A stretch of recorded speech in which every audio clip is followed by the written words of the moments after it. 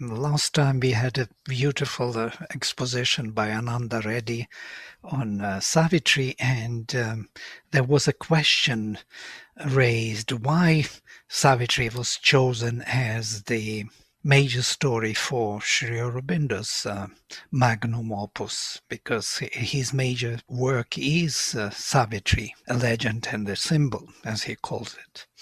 And to answer this question, we must look into the very composition of Savitri, and especially when it was presented to Yudhishthira. It was in the time when they were in exile. It is the story from Mahabharata. And when they were in exile, they met with great Rishi Markandeya, who is one of those eternal immortal rishis, so ever 16 years old rishi who travels from Manvantara to Manvantara. He received his boon of immortality from the first Manvantara of this kalpa, from Shiva, from Rudra. He himself represents that myth of immortality, and he met with Yudhishthira and 5 Pandavas. And when they met, Yudhishthira asked him about someone in the history of mankind who suffered so much as Draupadi did. And he said, yes, there was one person long ago, and it was Savitri. It's an ancient story. If it is an ancient story even for Markandeya, we can imagine that it is the story from the beginning of Kalpa. And he tells us this story. The Markandeya Rishi, who is the devotee of the Divine Mother, who wrote his Devi Mahatmya, very famous worship and adoration of the Divine Mother, in his Markandeya Purana.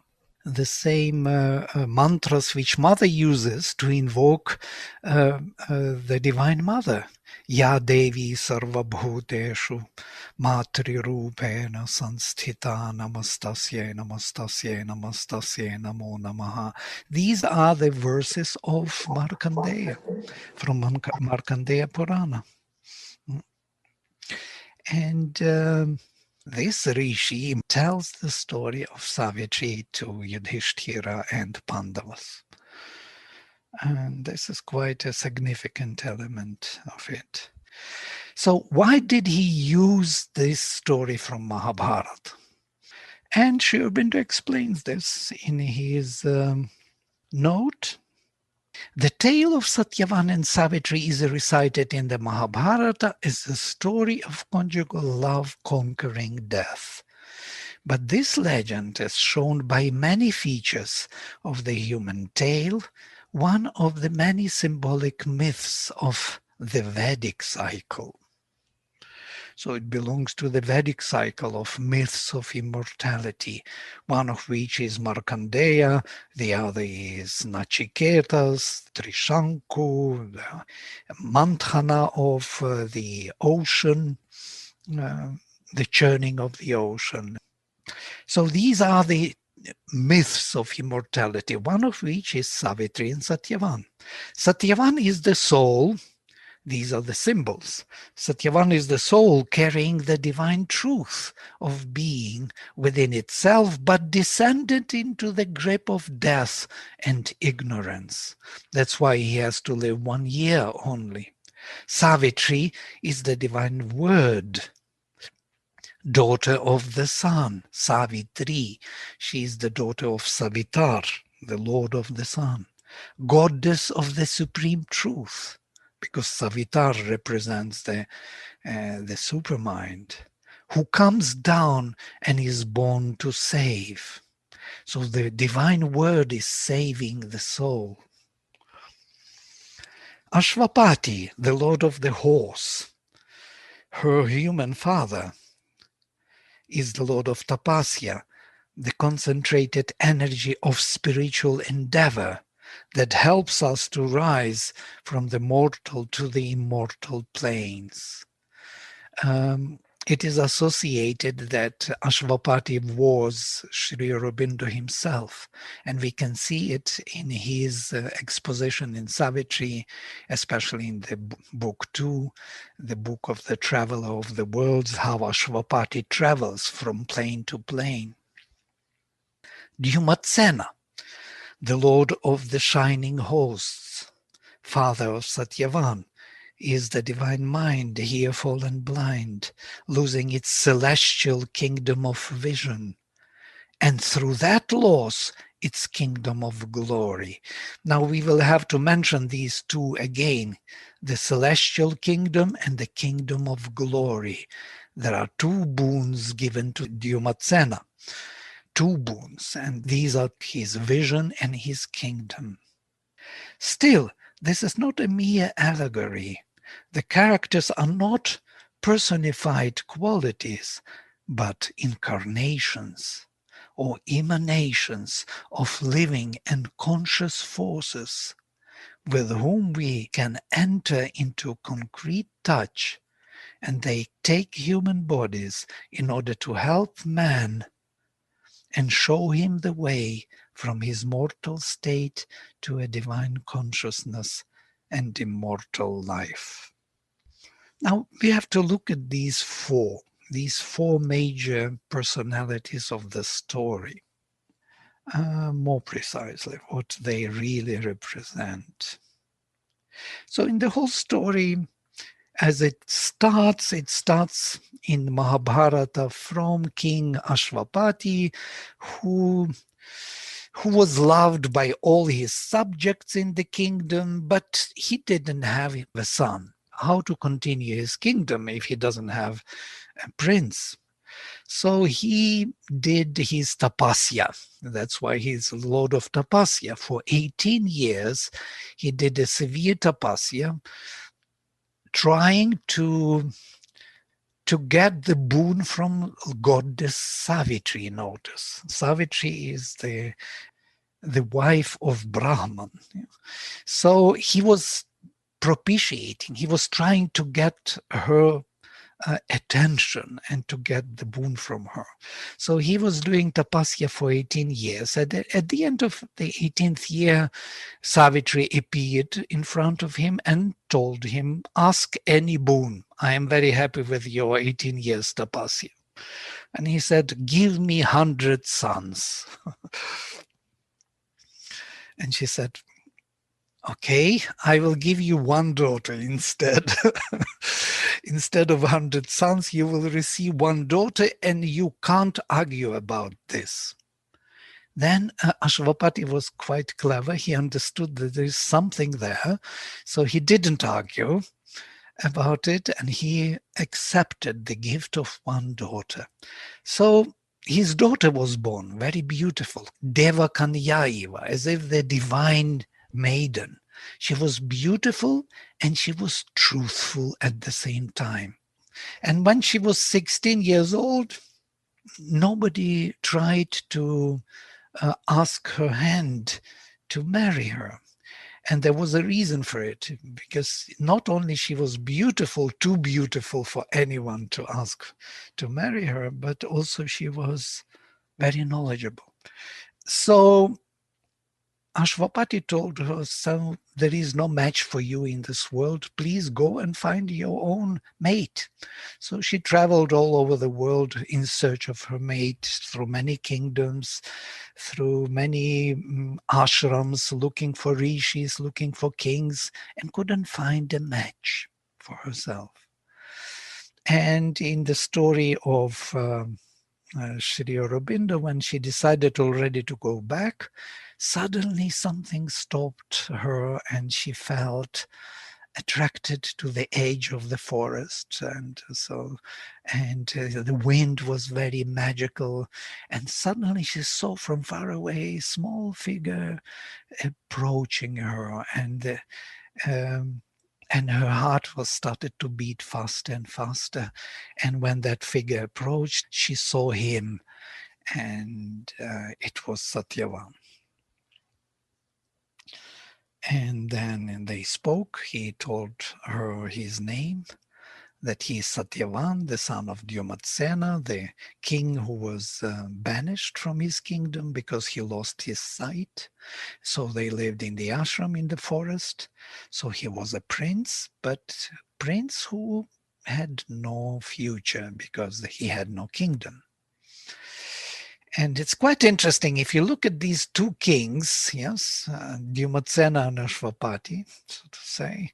Dyumatsena has the Lord of the shining horse, so that the divine mind, yeah, which Aurobindo says, has the sun, the soul of mankind, Satyavan, but doesn't have a future because he lost his kingdom. And Ashvapati has the kingdom, the Lord of the power, but doesn't have a son, doesn't have a future.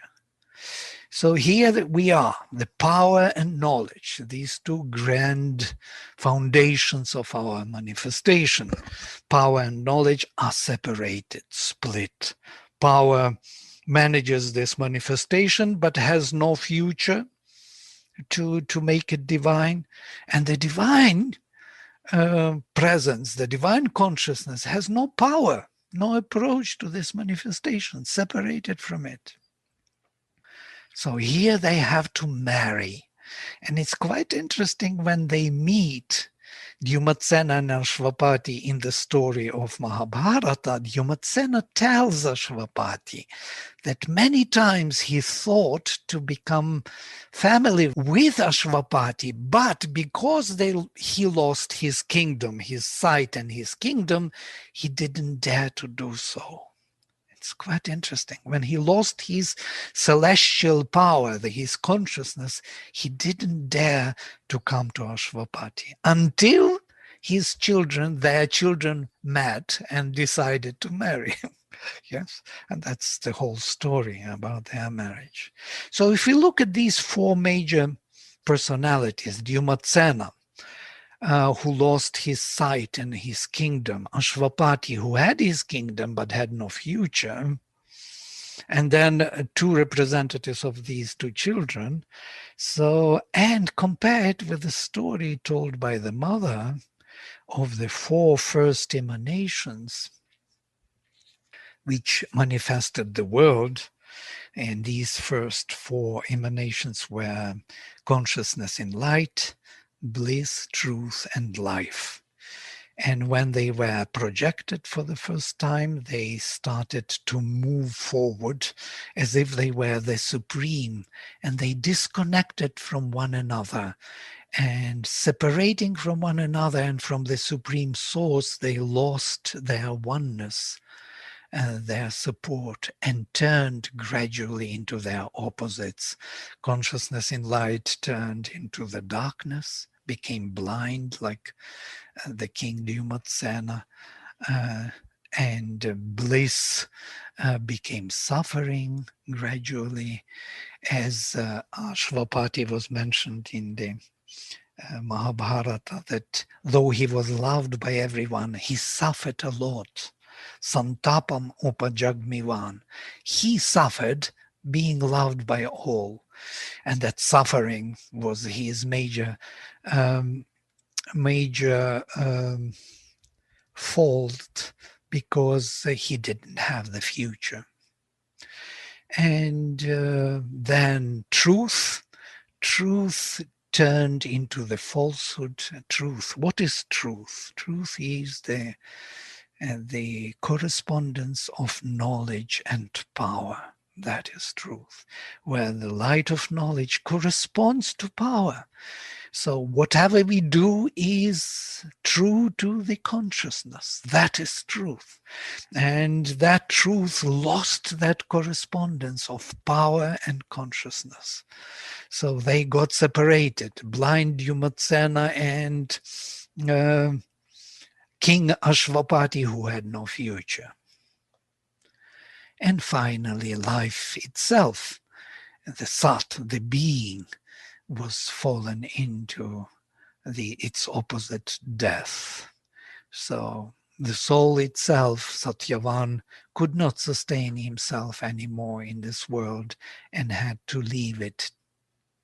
And we can see in this beautiful picture drawn by Huta from the sketch of the mother, I'm using this picture as the major concept of my presentation.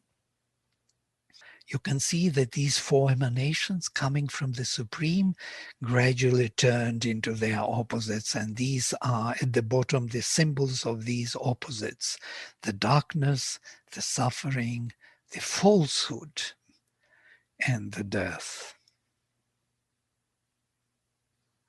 If we look at their order of their fall, it's also very interesting, because the order of their fall will be also the order of their recovery.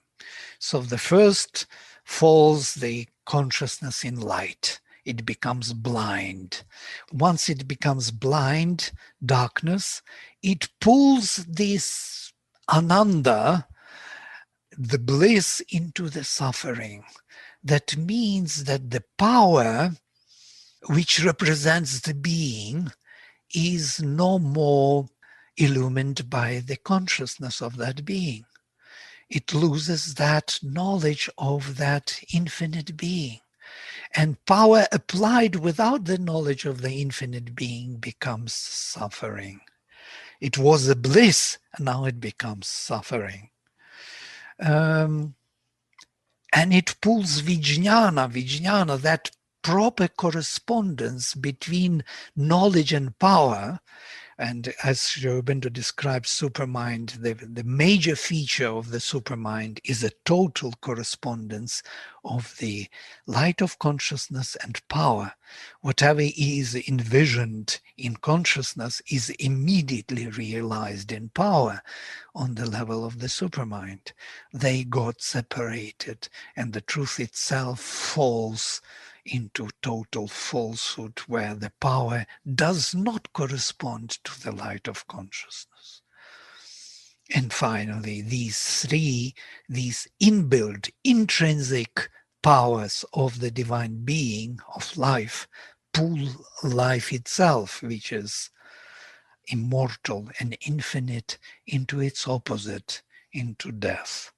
And for the first time, the being could die. But interestingly, that all of them, they pull one by one, they pull the whole being into its opposite, into the life, into death. That's very important, the order. The order is important because that will be the order of the recovery also, of the boons which Savitri will receive. So as you remember in the story, when they met and Savitri recognized that Satyavan is her husband, she comes back to Ashwapati home to declare that she found her mate. And there is Narad there who says that she made a mistake because Satyavan must die within 1 year. So she should choose another mate for herself, but she says she cannot choose another one once her heart has chosen. So she moves into the ashram, into the forest, and she lives there with Satyavan and his family. Nobody knows about this, that Satyavan will die within 1 year. Only she knows. Neither Satyavan nor his parents know about it. So, and after 1 year, she gathers all her force and she goes with him into the forest to fetch the woods. And then she meets Yama. Yama comes to fetch the soul of Satyavan.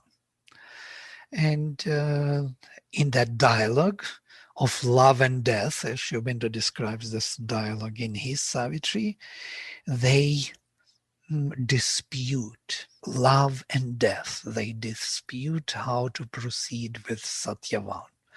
And she wins, so to say. In Sri Aurobindo's Savitri, she fights with him, and I will speak about this later in a minute.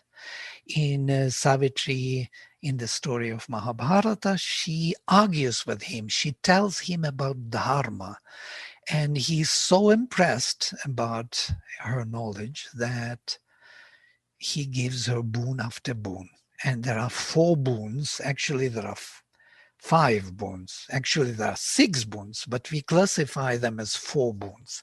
And I will explain why, because there are 4 major personalities. So what are these 4 boons? The first boon she asks is the return of sight for Satyavan's father, Dyumatsena.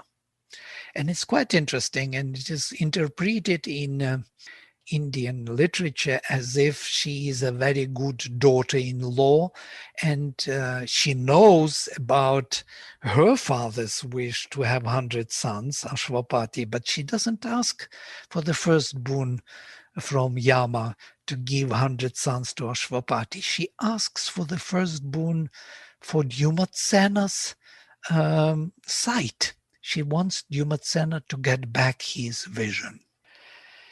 He gives her this boon. Every time he says, ask any boon except the life of Satyavan. He says, Tathastu, let it be so, but now you have to go back. And she follows him and tells him, how can I go back if you take my husband? I am like a thread after the needle, and so on and so forth. And she again speaks to him about Dharma. And he's again very much impressed and says, ask any boon except the life of Satyavan and go back. And she asks second boon, the return of the kingdom to Dyumatsena. It's quite an impressive second boon, because he lost that kingdom once he became blind. He was banished from his kingdom into the forest. So he receives the second boon, Dyumatsena. And then she follows him again and speaks about dharma and about purpose of life. And he is again very much impressed and says, ask any boon except the life of Satyavan and return. You went too far on the way to the other worlds with me when he's carrying the soul of Satyavan. And she says, give the 100 sons to Ashwapati. That very thing what Ashwapati did, yes. His tapasya in the beginning of the story to get these 100 sons. Now it comes, this boon, through Savitri. And he says, Tathastu, let it be, but return, O child. And she still follows him. She says there is nowhere for her to go, only with Satyavan and him to another world, and speaks again even greater wisdom on Dharma. And he is totally impressed, and he says to her, choose any boon except the life of Satyavan. And she says, give me the 100 sons with Satyavan. Now this boon is usually kind of interpreted as if she's cheated on Yama, and Yama by mistake gave her this boon without the life of Satyavan. And I don't think this is a mistake. I think this is a proper boon, which is coming as the marriage of knowledge and power. First, she recovered knowledge, and knowledge she recovered the light of knowledge in 2 different boons. Dyumatsena received his sight, his vision, and then he received his kingdom. 2 boons are very important. The recovery of consciousness of our jivatma and our psychic being, as it were. These 2 beings of consciousness had to be recovered within our existence. And then only then she asks for 100 sons for the future of Ashwapati, of power, which will be now illumined by consciousness. Only when there is a possibility of consciousness to illumine power that Ashwapati may have sons, may have future. And that is the next boon. And finally, she asks for the marriage between the power and knowledge. And that is represented by the supramental manifestation or the 100 sons of Savitri and Satyavan. So the supramental manifestation, where the realization of oneness of knowledge and power is taking place, is to take place before the immortality can be effectuated and the Satyavan's life can become immortal. And this is the whole secret conundrum of the story. Why Yama granted her this boon of 100 children before he could give her the life of Satyavan. It's not a mistake. And this is what I discovered. Now, the 100 sons of Savitri and Satyavan is the supramental manifestation. It is Savitri, Savitri herself, who effectuated this. She, as the Divine Mother, brought all the psychic beings into total correspondence with the power. And we will come at the end to these four boons which she receives in Aurobindo Savitri and read about them.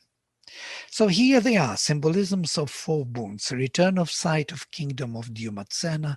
The Lord of Knowledge could be seen as a symbol of return of consciousness in light.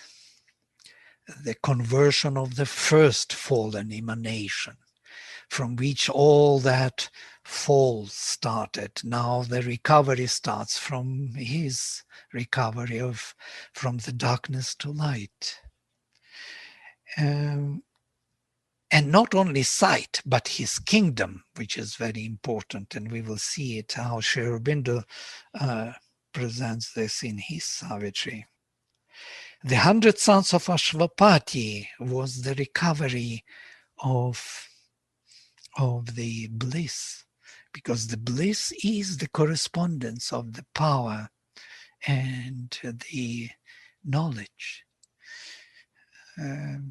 The bliss is the Ananda Loka, which is an emanation of Sat Chit. It is built on the Chit Tapas correspondence. And in Puranas, it is called also Janar Loka, the vast world Mahar Loka or Janar Loka, the world of genesis, of generation, of procreation. Everything is generated from the bliss. If you remember from the Tiriyas, Ananda Dhyeva Kalvimani Bhutani Jayanti. It is from the Ananda that all these beings are being born. Anandena Jatani Jivanti. By Ananda they all live. Anandam Prayanti Abhisam Vishanti. And to Ananda they go after death. Ananda is the foundation of all this world. So the recovery of that is a total correspondence between the power and the knowledge, where the being can be illumined by consciousness. The 100 sons of Savitri and Satyavan is that correspondence projected into manifestation, supramental manifestation. Might be a symbol of conversion of the falsehood into the truth. Truth where these two correspond, the knowledge and power. It is a symbol of supramental manifestation upon earth with all its multitude of souls. What is truth? What is supermind? A total correspondence of knowledge and power. Here Savitri is the Divine Mother, and all men and women, and that's what Aurobindo mentions in his third boon of the supramental manifestation, where all men and women are gathered into the mother's arms. And finally, this effectuates the last boon, which she receives from Yama in Savitri in Mahabharata as the last impression he received from Savitri and says, receive any boon without mentioning except the life of Satyavan. And she immediately says, the life of Satyavan. I want the life of Satyavan. And it was not by mistake that he doesn't mention it, because all the foundation was already prepared from the previous boons. These are 4 steps towards immortality.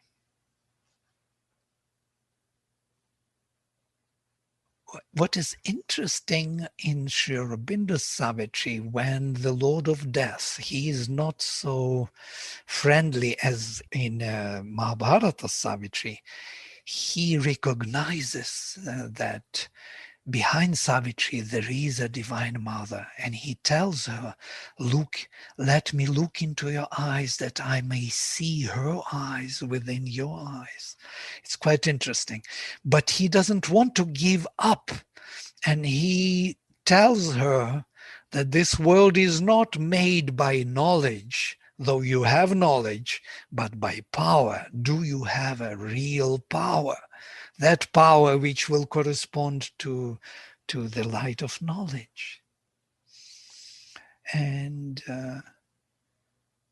she looks into his eyes, and he sees that her power is actually expanding onto him, and he's scared, the Lord of Death.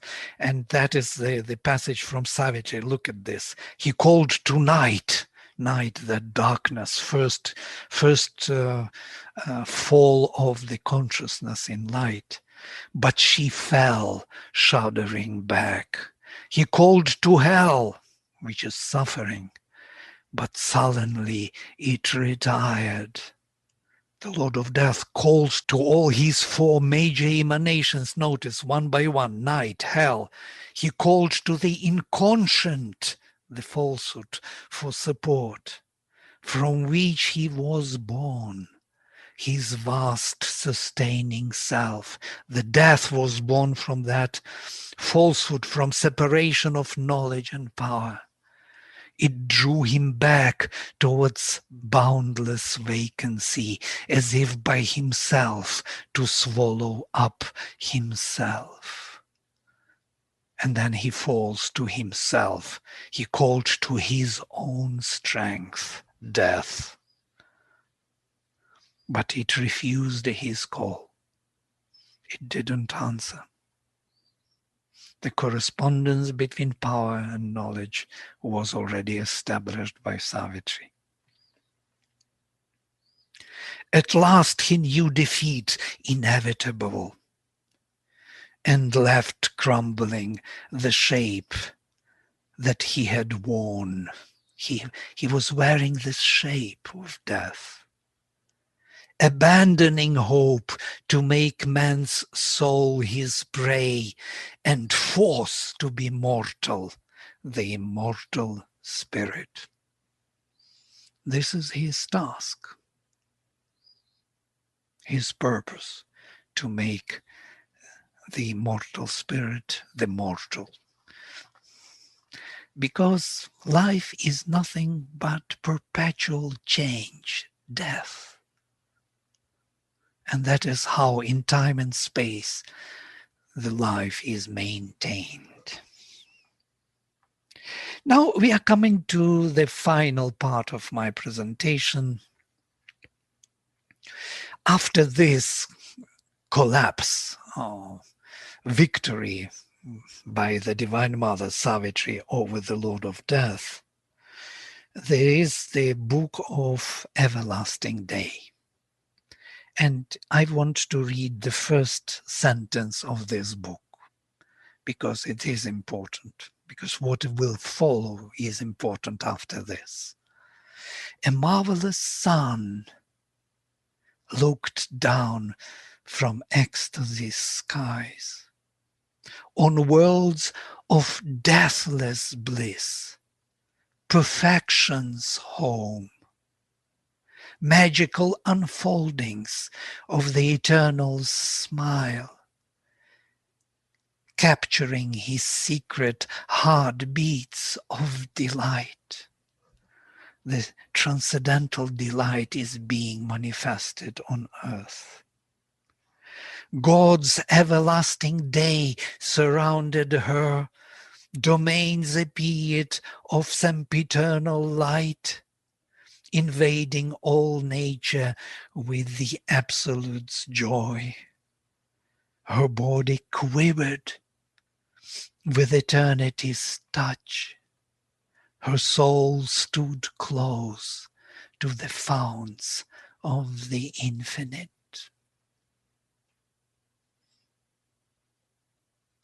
Now she will be receiving the 4 boons from the Lord, one by one. Boon number 1. And what is interesting in this passage is that the Lord speaks first, and Savitri answers to him with her request.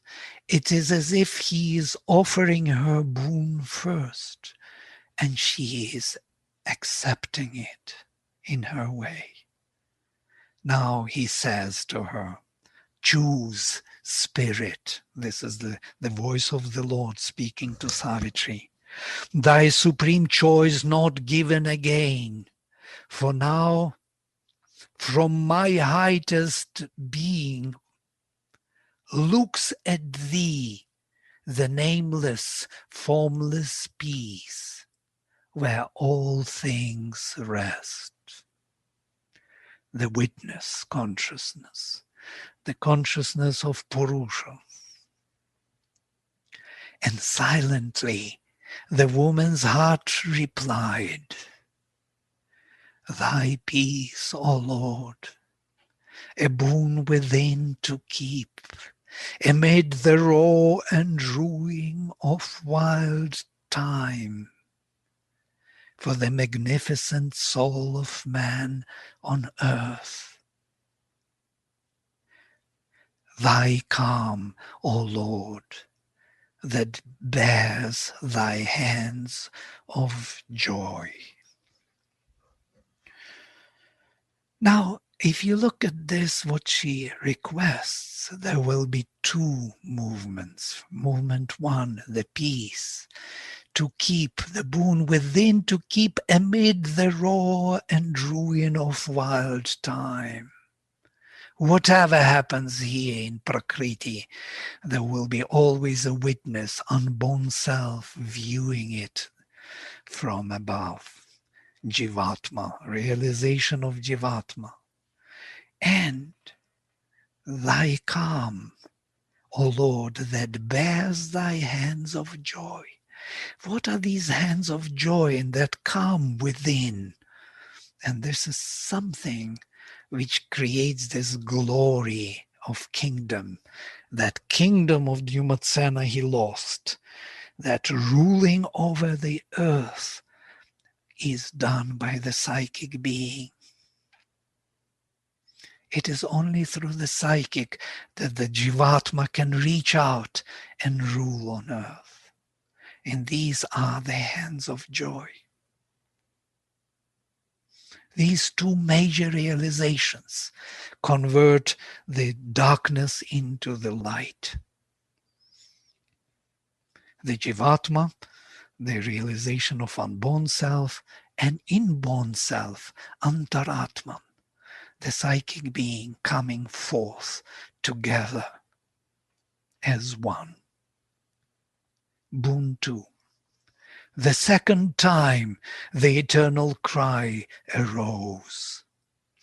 Wide open are the ineffable gates in front. My spirit leans down to break the knot of earth. Amorous of oneness without thought or sign. To cast down wall and fence. To strip heaven bare. See with the large eye of infinity. Unweave the stars into silence pass. In an immense and world-destroying pause, she heard 1,000,000 creatures cry to her. This is very important. 1,000,000 creatures cry to her. Through the tremendous stillness of her thoughts, immeasurably the woman's nature spoke, "Thy oneness, Lord, in many approaching hearts, my sweet infinity of thy numberless souls." This is what we know from Sri Aurobindo as spiritual realization of oneness. To see oneself in all beings and all beings in oneself. That's why 1,000,000 creatures cry to her, because the whole manifestation wants to realize the oneness. So if the first was the realization, the psychic transformation, the second boon is the spiritual transformation.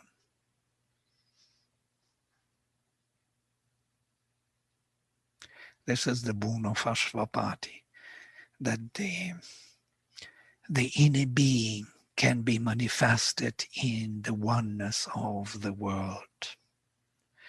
And the third boon, this mysterious boon of the children of Savitri and Satyavan, mightily retreating like a sea in ebb, a third time swelled the great admonishing call. I spread abroad the refuge of my wings. Out of its incommunicable deeps, my power looks forth of mightiest splendor.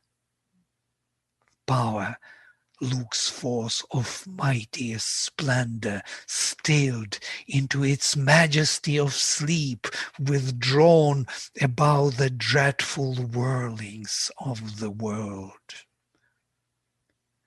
The projection of this oneness of the knowledge and power is made by spreading abroad the refuge of my wings into manifestation.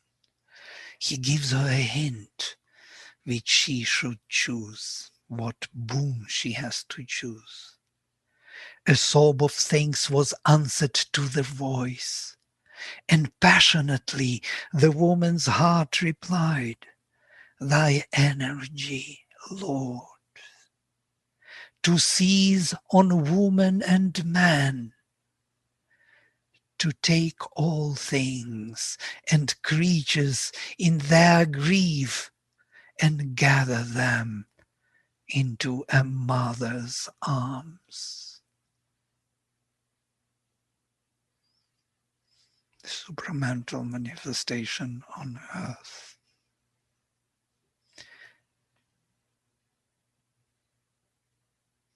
The power enlightened by knowledge takes charge of every creature and of everything here on earth in this manifestation. This is the work of Savitri. And finally, the fourth boon, solemn and distant, like a seraph's lyre, a last great time. The warning sound was heard.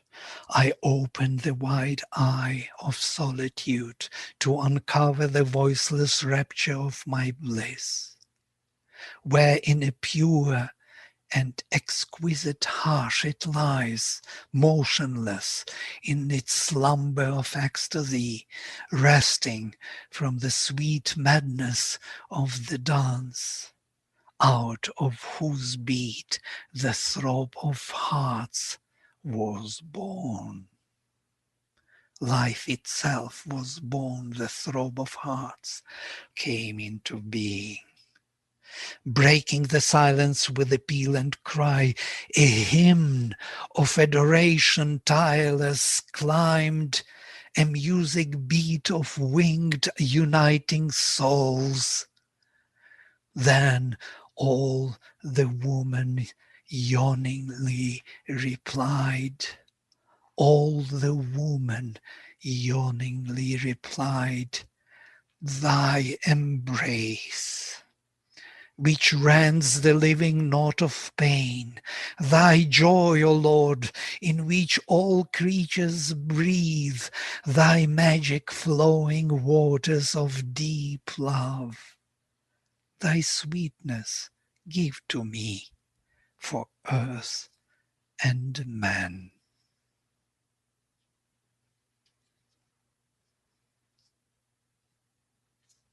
This love, that Ananda from which all manifestation came into being, the very quintessence of our soul, is manifested finally in the world. So we have four major personalities, four characters. We have at the beginning of the story blind Dyumatsena, who lost his kingdom.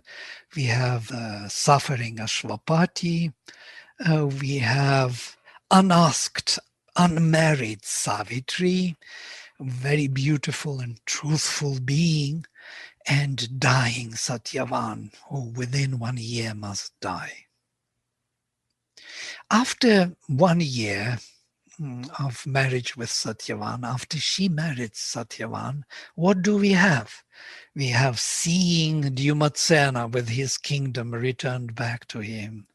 Happy Ashwapati received his future 100 sons, married Savitri with 100 sons as the future manifestation on earth, and living Satyavan. These are the conversions of these four fallen supreme emanations, from darkness to light, from suffering to bliss, from falsehood to truth, from death to immortality.